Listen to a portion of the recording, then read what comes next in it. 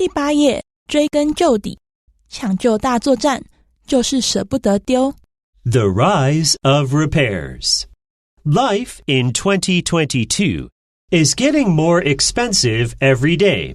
Rising inflation is making it harder for regular people to buy new things. To save money, some people are choosing to repair their old stuff instead of replacing it. In addition to saving some cash, people can experience a satisfying feeling when fixing broken items on their own.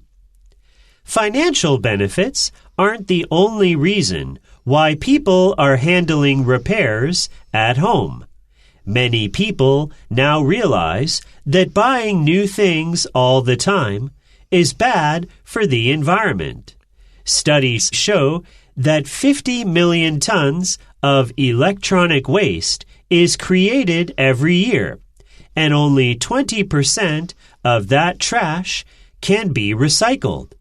Thankfully, it is much easier to learn how to repair things than it was in the past.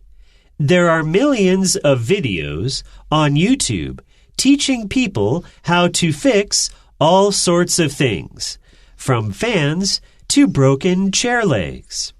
Still, it's important to know your limitations when it comes to repairs. Some items, like TV remote controls, are very easy to repair.